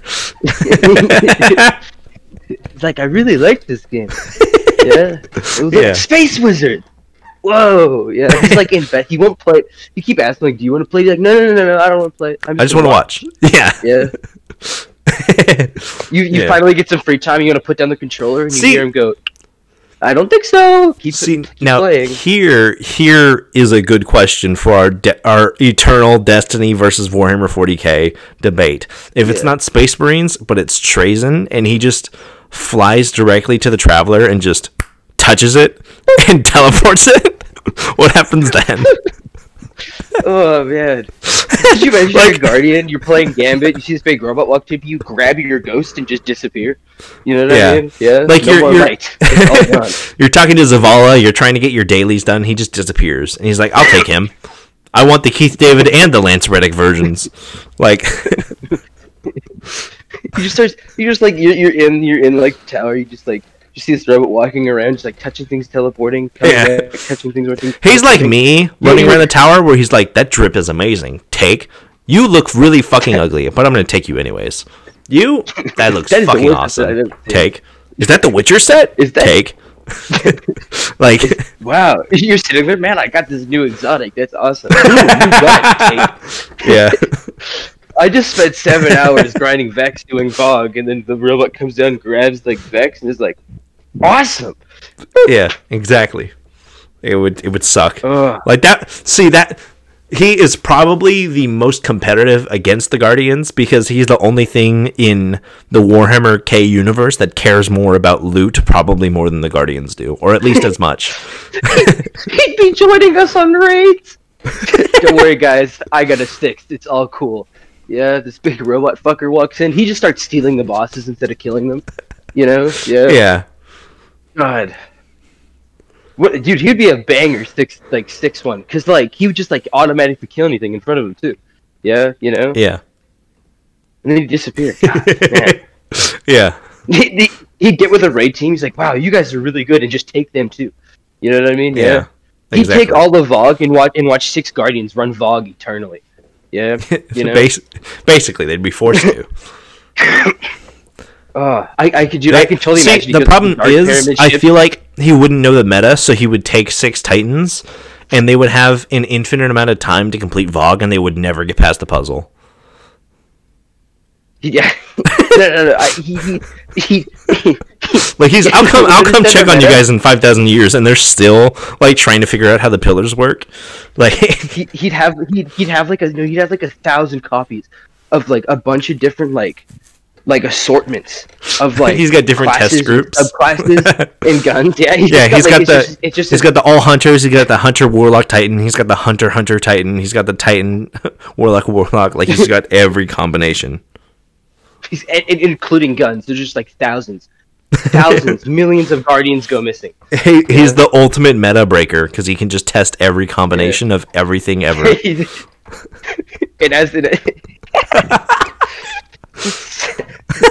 Trazen starts a Destiny like a how-to channel on YouTube. Like, here's how to get the best fire team in Destiny 2 Vogue. And then, could you imagine you're like some Guardians of the Tower looking at the Traveler, some big robot walks up beside him. He's like, "What's that?" Like, that's the Traveler, blessed with the light, and it's like, "Oh, cool." And you see him disappear, stand above the Traveler, touch it, and the Traveler's just gone. Yeah, it's just and you're like, it disappears.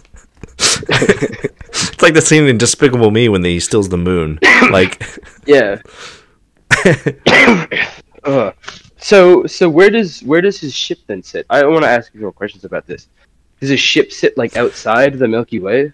He has his thing called I think it's called the Eternal Vault or something like that. It's basically just this massive, fourth dimensional labyrinth, and it's like it could be anywhere. So you're not necessarily going to find it, and if you find it, you can get in. You're never getting out, unless you're a Necron that can comprehend all the fucking advanced geometry. Yeah. The also advanced super fuckery geometry, because it's Trazen, and of course it's not simple. You're not getting out. You would join the collection kind of willingly if you went there. You'd join the collection. He'd watch you. It's like a rat in a maze. Yeah, you'd be like, yeah. There's more people. Do you think anybody's ever? Do you think any like? He'd be like, oh, I didn't know people were going to volunteer for this. He's like, wow, I didn't even have to come to you guys anymore. You guys come to me. Oh, dude, that would totally be something if he was in Destiny. Like, he just pops up. There's this big maze. Like, man, new raid, and he just traps Guardians there forever. Yeah, it's over. Yeah. So, but he's not aggressive. Yeah, right? Not really, no. He just likes to collect shit. He's like a nerd. Yeah, but like a really dangerous nerd. Yeah. You know what I mean? A nerd, but like one minute you're like playing Halo with the bros, the next minute you're in a cube for the rest of eternity. Still playing Halo with the bros, though. Yeah. So, like, you know, you get like the infinite LAN party. Could you imagine some guy, like the world's best hot dog eater, gets taken away and Trey's just like, goes, keep eating, don't stop. Yeah, I want to watch you eat forever. That would probably happen. God. Oh, you'd be like, I've never seen somebody eat that many hot dogs. Take. So then he must have a copy of every Primarch. He must have a copy of Horus before and after the whole Chaos thing. Yeah. Right? Yeah. He has a copy of Horus before, after, and dead. Somebody comes over and they're like, check out my Horus. He's like, check out my Horus editions, guys. Yeah. Man. This is first edition. This is second edition. This is dead edition. Like, third. Look at, I got the baby edition of the God Emperor. Isn't that fucking crazy? Yeah. Yeah. Yeah. Well, he must be the ultimate, like... That sucks. Like, the Adeptus Mechanicus must really hate him, because that means he has a copy of every single schematic they hit. Yeah. Yeah. Well, the Necrons are really advanced. Like, they don't use it, but they could definitely probably recreate, like, Space Marine technology. But they wouldn't need to, but yeah. Yeah, exactly. Like if somebody got their hands on his, like, collection... Like, technically, if the Imperium was smart enough and they were working with Necrons, they could probably come to a point where Necrons could build them technology stronger than the Mechanicus ever could. But that would have they would need to work with Xenos for that. That's not going to happen. But are they Xenos? Because I didn't even look at them as Xenos. Xenos just means alien. Just fucking robots. Yeah, but they're not aliens. They're robots. It's different. They're alien robots. In my humble opinion. I guess so. But they don't know they're not human robots. How do they, Well, how do they know that, though? Yeah. Hey, man. That one fucker collects things like a human. Yeah. Yeah. He's got a big Funko Pop collection. He's got every single Funko Pop. Yeah, he's like, he comes down, he's like, I got this one from San Diego Comic-Con. Some kid's really excited about the fact that he got this new Funko Pop. Trazen walks in. You think your collection is cool, pal? Yeah, and just steals his kid forever. And you woke up Christmas morning. You go down to see the presents. You see that you got the Lego Bag End set from the Lego Hobbit series that comes with Gandalf and the 13 Dwarves. You pick it up and you're like, this is so fucking cool. A massive robot shows up out of nowhere, touches it, and then is like, cool set, and leaves. Could you imagine Trazen in a Christmas outfit? Like the Grinch song playing in the background as he walks in and just steals all your Christmas shit? Like the whole house. Yes. You're a mean one, Trazen. You keep stealing my shit. Yeah. Exactly. And it's gone. Dude, that's crazy. It's crazy to think that he's like got the world's best cheeseburger, but it's like each variation is like a different bite taken into it. You know what I mean? He's got all the different Krabby Patties, like the the multicolored Krabby Patties from SpongeBob. Yeah. Yeah. He has the rare Halloween candy with a razor blade in it, sitting somewhere. Yeah. The one that never really existed, but he has it anyways. Yeah, he has it. He's got the mythical razor-bladed candy bar. He's got Bigfoot somewhere. Bigfoot was real. He has Flat Earth in his collection. He's got the... Oh, God. He's got a moon, but it's made out of cheese. He's got the Wallace and Gromit moon. He's got the set for the fake moon landing for some reason. Yeah. Yes. Oh God. He's got the America that lost the Revolutionary War. He's got all these things that don't even exist. That happen. He's like, do you think he ever like real, but yeah. Exactly. But do you ever think that he'd like reads, like if he's got like a book, do you think he ever like reads it, or does he just like put it in a case? Yeah. He'd read it once because he would only need to read it once, and then he would put it away forever. My God, that guy would be a bitch on trivia. Yeah. I know. You're like, who stabbed Julius Caesar? And he's like, oh, here, let me grab him real quick. Why don't we just come ask him and the guy that stabbed him? Look at I have the moment recorded in time. Let's just go watch. Let's watch the recreation live. And you've got like this family of 5 with like they just had to sit there. The family of 5 and like Steve Harvey. They're like, what the fuck is happening right now? Basically, maybe after we do orcs and salamanders and militarum and everything, maybe we should do an episode for Trazen exclusively, and I'll have to do more research into like all the specific stuff he's done. We can go into it deeper. I think the only thought before we end this is I just envision some kid like asking about World War II, and Trazen comes up like, "You want to watch Hiroshima with me? Let's go to the diorama." Yeah. And you just watch this like miniature like just boom, and you're like, that's crazy. You're stuck here forever. You're in the theater watching Oppenheimer, and he's like, this movie's fucking boring. Let me get the real one, and he pulls out an atomic bomb and sets it off right then and there. Like, it's so awful, but fuck me, man. We'll definitely have to talk about cover it. Flying through space. Yeah, definitely. I hope so. It's prized possession. God. Well, this is a fun episode. I love that we just like are making jokes about Trazen for the last 20 minutes of this episode. It's so fun. Thank you Thank you very much, everyone, for watching this. If you've stuck around this far, please subscribe to it and let us know below what you think Trazen would steal. Yes. We'll see you next time with orcs, the militarum, and salamanders. But for now, this is it from us. Thank you very much for watching. Go fuck yourself. And go fuck yourself. Don't get stolen. And go fuck yourself. Is it over?